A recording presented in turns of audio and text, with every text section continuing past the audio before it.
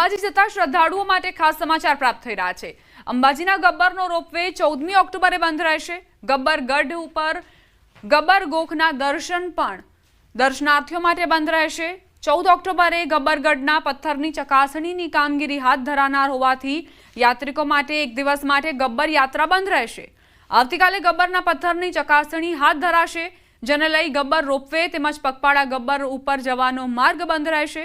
15 ઓક્ટોબરથી રોપવે તથા ગબ્બર દર્શન રાબેતા મુજબ કાર્યરત રહેશે।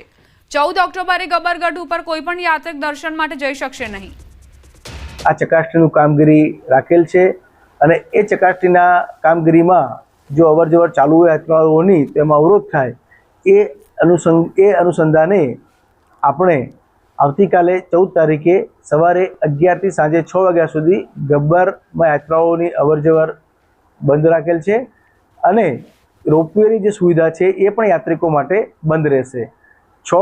આવતીકાલે 14 તારીખે સાંજે 6 વાગ્યા પછી રાબેતા મુજબ મંદિર જે ગબ્બર દર્શનની કામગીરી યાત્રાળુઓ માટે ખુલ્લી રહેશે। રેલવે મંત્રી અશ્વિની વૈષ્ણવે આજે વલસાડની મુલાકાત લીધી હતી, જ્યાં જિલ્લાના રેલવેને લગતા પડતર પ્રશ્નોને પણ સાંભળી વર્ષો જૂના પ્રશ્નોનું ઝડપી નિરાકરણ લાવવા માટે ખાતરી આપી હતી, જેમાં ઉદવાડા અને ડુંગરી રેલવે અંડરપાસ, છીપવાડ અને અબ્રામા રેલવેના ઓવરબ્રિજ અને ઉધનાથી ઉમરગામ સુધી નવી મેમુ ટ્રેનનો નિર્ણય લેવાયો હતો। રેલવે મંત્રી આજે વલસાડમાં આરપીએફના 40મા સ્થાપના દિવસની ઉજવણીમાં હાજરી આપી હતી, જે પ્રસંગે તેમણે આ પડતર પ્રશ્નો અંગે પણ ચર્ચા કરી હતી। जो एसपी उड़ीपी और कल्याण साइकिल इन दोनों का ओपनिंग का निर्णय लिया गया। आज जो शहर के अंदर ट्रैफिक के कंजेशन का मुद्दा था वो सॉल्व हुआ। दूसरा चिपवाड़ और गुंदलाव मोगरावाड़ी उसमें एक आरओबी का विषय था, वो भी आज तय किया गया। समाचार वडोदराથી આવતીકાલે ભાજપના નવનિયુક્ત પ્રદેશ પ્રમુખ વડોદરા આવશે। જગદીશ વિશ્વકર્મા બનશે વડોદરાના મહેમાન। રાજ્યના મુખ્યમંત્રી ભૂપેન્દ્ર પટેલ પણ હાજર રહેશે। કારેલીબાગ ખાતે અંબાલાલ પાર્કમાં અભિવાદન સમારોહ યોજાશે। 500 જેટલી કાર તેમજ 2000 જેટલી બાઇક રેલીથી સ્વાગત કરાશે। ફુલહારના બદલે પુસ્તકથી સ્વાગત કરાશે। જાહેર સભાનું પણ આયોજન કરવામાં આવ્યું છે। સાધુ સંતો કાર્યકર્તાઓ નાગરિકો હાજર રહેશે। એ પ્રવાસમાં मध्य जोन नी अंदर એટલે કે આપણો 8 જિલ્લાઓનો જે મધ્ય ઝોન બને છે એ મધ્ય ઝોનમાં વડોદરા ખાતે એમનો પ્રવાસ નિર્ધારિત થયો છે, જે આવતીકાલે એટલે કે 14 તારીખે મંગળવારે સાંજે 5 વાગે અંબાલાલ પાર્ક કારેલીબાગ ખાતે આયોજિત થવા જઈ રહ્યો છે। प्रदेश भाजपा नवनियुक्त प्रमुख जगदीश विश्वकर्मा आवतीकाले वडोदरा शहरनी मुलाकाते छे ने तेओ प्रथम वखत जे कार्यभार संभाळ्या बाद वडोदरा खाते आववाना छे, त्यारे अत्यारे तमे दृश्यो जे छे ते सीधा जोई रह्या छो के कारेलीबाग अंबालाल पार्क खाते एक भव्य कार्यक्रम जे छे ते योजाવાનો छे અને प्रदेश भाजप प्रमुखनी साथे साथे जे राज्यना मुख्यमंत्री भूपेन्द्रभाई पटेल छे तेओ पण आ कार्यक्रममां खास उपस्थित रहेवाना छे। बीजी महत्वनी वात अहींया ए छे के જ્યારે પણ કોઈ મહેમાન આવતા હોય શહેરમાં ત્યારે ફૂલહારથી તેમનું સ્વાગત થતું હોય છે, પરંતુ આ વખતે ભાજપ દ્વારા નવતર અભિગમ જે છે તે અપનાવવામાં આવ્યો છે અને ફૂલહારને બદલે લાઇબ્રેરીમાં ઉપયોગમાં લેવાતી જે ચોપડીઓ હોય છે, પુસ્તકો હોય છે, તેમજ જે A4 સાઇઝના ચોપડા હોય છે તેનો ખાસ ઉપયોગ જે છે તે મહેમાનોના સ્વાગતમાં કરવામાં આવનાર છે। એટલે મેં કીધું પ્રમાણે કે આવતીકાલે બપોર બાદથી જ આખો જે કાર્યક્રમ છે તેની શરૂઆત થઈ જશે। સાંજના સમયે અહીંયા જાહેર સભા જે છે તે થવાની છે, अभिवादन कार्यक्रम जो है ते थवानो छे, एने लईने वडोदरा शहर भाजप द्वारा ए तमाम प्रकारनी जे तैयारीओ छे ते पूर्ण करी देवामां आवी छे। तैयारीओने अत्यारे आखरी ओप जे छे ते आपवामां आवी रह्यो छे। हार्दिक दीक्षित, न्यूज़ 18 गुजराती, वडोदरा। समाचार राजकोटથી પ્રાપ્ત થઈ રહ્યા છે। રાજકોટમાં ફટાકડા અને રંગોળીના કલરની માંગ વધી છે। દિવાળીના તહેવારને લઈ લોકોમાં અનેરો ઉત્સાહ જોવા મળ્યો છે। દિવાળીના પર્વને લઈ સદ્દર બજારમાં રોનક જોવા મળી રહી છે। ફટાકડા બજારમાં ફટાકડાની દુકાનોમાં પણ અવનવી વેરાયટીઝ જોવા મળી। આ વર્ષે ગત વર્ષ કરતા ફટાકડાના ભાવમાં 15 થી 20% વધારો જોવા મળી રહ્યો છે। તો બીજી તરફ હોલસેલની ખરીદી છેલ્લા 10 દિવસથી શરૂ થઈ ચૂકી છે, જ્યારે રિટેલ ખરીદી શરૂ થતા હજુ પણ 4 થી 5 દિવસનો સમય લાગી શકે તેમ છે। વેપારીઓને ગત વર્ષની સરખામણીએ આ વર્ષે વેપાર વધુ થવાની આશા સેવાઈ રહી છે। બાળકોને જે છે ને ફેન્સી ફટાકડામાં જાજો ઇન્ટરેસ્ટ છે। બાકી વાત કરું તો સાંજે 7 વાગ્યા પછી ગરાકી ચાલુ થઈ જાય, રાતે 1-1.5 વાગ્યા સુધી રહે છે. પણ તેના એક્ઝામના લીધે છે ને થોડુંક ડર લાગે છે. 15 તારીખે એક્ઝામ પતે ને પછી એવું લાગે છે કે ભાઈ માહોલ જાતો નીકળશે. ભાવ વધારાની વાત કરું તો 15-20% ભાવ વધારો છે. આ વર્ષે કલરના વેપારમાં એમ હતું કે વરસાદને હિસાબે થોડી ગ્રાહકી ઓછી રહેશે, પણ પાછળથી જે દશેરા પછી જે વરસાદે વિરામ લીધા પછી એ ડબલ ગ્રાહકી થઈ. જે અમારો અંદાજ હતો કે 6,000 ટનનો વેપારનો અંદાજ હતો તે 10,000 ટને પણ પહોંચી જશે અને ધીમે ધીમે કલરના વેપારમાં ખૂબ જ આ વખતે ડબલ ગ્રાહકી છે. અને બીજું કે આ વખતે થોડોક 10% ભાવમાં પણ વધારો છે. ખરડી જાતિના લોકો દ્વારા બનાવાતું ફર્નિચર છોટાઉદેપુરની ઓળખ બન્યું. સંખેડા ગામ કે જેનું ફર્નિચર દેશમાં જ નહીં પરંતુ દુનિયામાં પણ પ્રખ્યાત છે. વિશ્વભરમાંથી સંખેડાના ફર્નિચરની માંગ ઉઠી રહી છે. આ ફર્નિચરની ખાસ વાત એ છે કે આ ફર્નિચરની કોઈ નકલ નથી કરી શકાતી. આ ફર્નિચર માત્ર ગામના લોકો જ બનાવી શકે છે.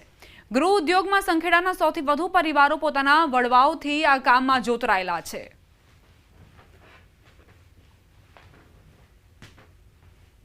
સંખેડા અમારો પરિવાર ટોટલ 150 પરિવાર છે. અમારા જે 150 જે અમારો સમાજ છે એ આ બધા ભેગા મળીને સંખેડા ફર્નિચરનું નાની મોટી બધી દરેક લોકો વસ્તુ બનાવે છે, અવનવી એકબીજાને વેચીને કાર્ય કરીએ છીએ અમે. અને અમારો મેઇન મૂળ જે અત્યારનું જે સંખેડાનું મેઇન ફોકસ છે તે ઝૂલાનું છે. તે ઝૂલામાં અમારું વિશ્વમાં પ્રસિદ્ધ પ્રખ્યાત છે અમારું. આજે અમારું જે દરેક નાની વસ્તુ મોટી વસ્તુ દરેક એક્સપોર્ટ થવા લાગી છે.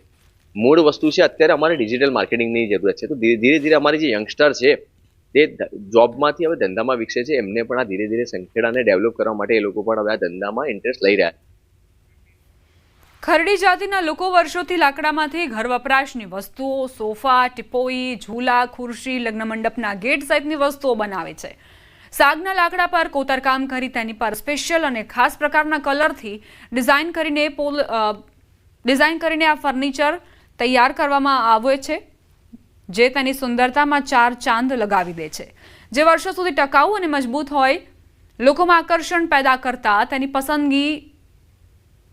પસંદગી લોકો કરતા હોય છે.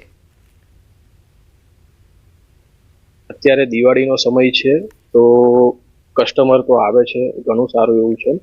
પણ થોડુંક GST 2.0માં જે છે ગવર્મેન્ટે બધા ચેન્જીસ કર્યા છે, તો અમારું સંખેડા ગૃહ ઉદ્યોગ હજુ પણ 18%માં જ આવે છે.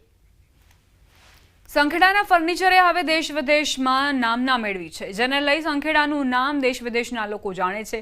પહેલા ગ્રાહકને સંખેડા ફર્નિચર લેવા આવવું પડતું હતું. હવે અહીંના યુવાનો નવી ટેકનોલોજીનો ઉપયોગ કરી રહ્યા છે. આ સંખેડા જે ફર્નિચર જે હસ્તકલા છે એનું અમે કામ કરીએ છીએ. આની ઉપર નવીન પ્રકારની ડિઝાઇનથી, હાથની પેઇન્ટિંગથી અનેક પ્રકારના લાકડાને ઘાટ આપીને ફર્નિચર તૈયાર કરવામાં આવે છે. આ વસ્તુ સંખેડા તાલુકો છોટાઉદેપુર જિલ્લામાં એકલું જ થાય છે. બીજે દેશ વિદેશમાં પણ કશે જ થતું નથી. આની લોકો બહુ કોપી કરવાની કોશિશ કરે છે, પણ આના જેવું થતું જ નથી. લોકો ઘણા આવીને ગયા, રિસર્ચ કરીને ગયા, આનો કોપી કરે છે, પણ આના જેવું બનતું જ નથી. દરેક વસ્તુ સાગના લાકડામાંથી અમે બનાવીએ છીએ, તે વસ્તુ વર્ષ ટકી રહે છે. આજે ગ્રાહક 20-25 વર્ષ લગીને એને કશું થતું નથી ને ક્વોલિટી બધી એકદમ સારી આવે છે. કલર ને બધું અમારું 20-25 વર્ષ લગીને એવા ને એવું રહે છે અને વસ્તુમાં કંઈ અમારે ડેમેજ કે કશું થતું નથી. સોમનાથના ઉનામાં વધુ એક દુકાનમાં ભેળસેળયુક્ત ઘીનો મોટો જથ્થો ઝડપાયો. ઉના મેઇન બજારની રઘુવંશી સ્ટોરમાં એસઓજીની બાતમીના આધારે ફૂડ એન્ડ ડ્રગ વિભાગે દરોડા પાડ્યા. દરોડા દરમિયાન સ્ટોરમાંથી 15 કિલો ભેળસેળયુક્ત ઘી જપ્ત કરવામાં આવ્યું. જોકે તહેવારના સમયે જાણે ભેળસેળિયાઓ બેફામ થયા હોય એમ આવી ઘટનાઓ સતત વધી રહી છે. આવી ભેળસેળ જોઈ લોકોમાં પણ ચિંતા છવાઈ છે. ખેડૂતોના વિવિધ મુદ્દાઓને લઈને બનાસકાંઠાના થરાદ ખાતે ખેડૂત અધિકાર યાત્રા નીકળી હતી. કોંગ્રેસ નેતા ગુલાબસિંહ રાજપૂતની આગેવાનીમાં થરાદના રોડ પર મોટી સંખ્યામાં ખેડૂતો ઉતર્યા હતા. ખેડૂતોની માંગ સાથેના બેનર સાથે વિશાળ યાત્રા કાઢવામાં આવી હતી. પોતાની માંગના સૂત્રોચ્ચાર સાથે ખેડૂતોએ હલ્લાબોલ કર્યો હતો. જમીન ધોવાણ, પાક નુકસાનના ફોર્મ જમા કરાવવા, પૂર બાદ સહાય જાહેર ન થતા સહિતના મુદ્દાઓને લઈને ખેડૂતો લાલઘુમ થયા હતા. થરાદના વિશ્રામ ગૃહથી કલેક્ટર કચેરી સુધી ખેડૂત અધિકાર યાત્રા નીકળી હતી. વળતરની માંગ સાથે ઉગ્ર રજૂઆત કરી આવેદનપત્ર આપ્યું હતું. ચીમકી ઉચ્ચારી હતી કે જો વળતર નહીં ચૂકવાય તો ખેડૂતો ગામડે ગામડે બેનરો મારશે અને કોઈ પણ નેતાઓને ગામમાં ઘૂસવા નહીં દે. સામૂહિક દુષ્કર્મ કેસના આરોપીઓને ફાંસીની સજા આપવાની માંગ સાથે રેલી યોજાઈ। મહેસાણા જિલ્લાના વિસનગરમાં 15 વર્ષીય સગીરા સાથે 6 નરાધમો દ્વારા આચરવામાં આવેલા સામૂહિક દુષ્કર્મના વિરોધમાં અને ઝડપી ન્યાયની માંગ સાથે વિશાળ રેલી કઢાઈ। રેલીમાં વેપારીઓ, આગેવાનો સહિત મોટી સંખ્યામાં લોકો જોડાયા। સામૂહિક રીતે બધાએ આનો વિરોધ કર્યો છે। હવે જોવાનું એ છે કે આ લોકોને કડકમાં કડક શિક્ષા મળે, પોલિટિકલી કોઈ પણ પ્રેશર આ લોકો ઉપર આવે અને આ પાછા ભેડિયાઓ સમાજની અંદર છૂટા ફરતા થઈ જાય કે જોયું અમને તો કશું થયું નહીં, એના માટે આ લોકોને કડકમાં કડક સજા થવી જોઈએ। યોગ્ય અને ઝડપી કાર્યવાહી થાય તે માટે વિસનગરની જનતાના અને અગ્રણીઓ જે અલગ અલગ સમાજના લોકોએ ભેગા થઈ અને યોગ્ય કાર્યવાહી માટે આવેદનપત્ર આપ્યું છે। આમ વચ્ચે જગતના તાત માટે એક સારા સમાચાર પણ પ્રાપ્ત થઈ રહ્યા છે। ટેકાના ભાવમાં સરકારે વધારો કર્યો। મંત્રી ઋષિકેશ પટેલે માહિતી આપી, 6 થી 7% ટેકાના ભાવમાં વધારો કરાયો। મગફળીની ટેકાના ભાવે ખરીદીમાં મોટી નોંધણી, 9 લાખ ખેડૂતોએ નોંધણી કરાવી છે। આ સંખ્યા જ દર્શાવે છે કે ખેડૂતોને સરકાર પર વિશ્વાસ છે। 25-26ના કૃષિના ભાવો એમને જાહેર કર્યા છે।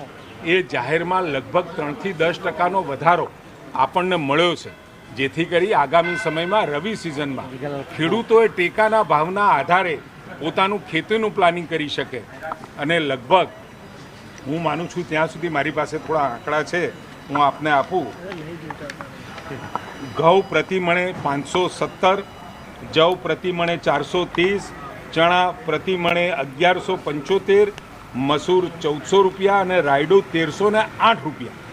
આમ લગભગ 6 થી 7%નો એવરેજ વધારો એ કેન્દ્ર સરકારે જાહેર કર્યો છે, જેથી કરી ખેડૂતો પોતે પ્લાનિંગ કરી શકે આ ટેકાના ભાવના આધારે તેમને કયા પ્રકારના પાકોની ખેતી કરવી છે। દિવાળીની ખુશીઓ પર કમોસમી માવઠાનું વિઘ્ન સર્જાઈ શકે છે। દક્ષિણ ગુજરાતમાં તાપી, ડાંગ, સુરત, વલસાડ અને નવસારીમાં માવઠાની આગાહી કરાઈ છે। બીજી તરફ અમરેલી, ભાવનગર, ગીર સોમનાથ અને દીવમાં પણ વરસાદી માહોલ છવાઈ શકે છે। હવામાન વિભાગ અનુસાર 16 થી 19 ઓક્ટોબર દરમિયાન છૂટા છવાયા वरसादी झापटा वरसशे। 16, 17, 18, 19 आइसोलेटेड जगह में दक्षिण गुजरात की जो जिला है जैसे नवसारी, वलसाड, दमन दादरा नगर हवेली, तापी, डांग, इसमें हल्का से मध्यम बरसात का संभावना रहेगा। और जो सौराष्ट्र कच्छ क्षेत्रों में अगले 4 दिन 16 तारीख तक ड्राई रहेगा। उसके आगे 3 दिन 17, 18, 19 आपका हल्का से मध्यम बरसात का संभावना रहेगा। आइसोलेटेड प्लेस है, इसमें मेनली अमरेली, भावनगर, ગીર સોમનાથ और દીવ के लिए। એક તરફ ખેડૂતોને ખાતર નથી મળી રહ્યું અને બીજી તરફ ગુજરાતના ખેડૂતો માટે ચિંતાજનક સમાચાર મળી રહ્યા છે। ગુજરાતના તાતના માથે ફરી મોટી ઘાત આવી છે। 5 દિવસ બાદ ગુજરાતમાં ફરી માવઠાનો માર રહેશે। હજુ તો નવરાત્રીમાં વાવાઝોડાના મારથી જગતનો તાત પરેશાન હતો। ફરી એક વખત કમોસમી માવઠું આવશે તો જગતના તાતને ફરી સહન કરવું પડશે। બે વાવાઝોડાનું આક્રમણ રહી શકે છે। હવામાન નિષ્ણાંત અંબાલાલ પટેલે આ ધ્રુજાવી દેતી આગાહી કરી છે। તેમના મતે દિવાળી આસપાસ વાદળછાયું વાતાવરણ રહેશે, એટલે કે 18મી ઓક્ટોબરથી ફરી વાદળછાયું વાતાવરણ બની શકે અને દિવાળી આસપાસ માવઠું થઈ શકે।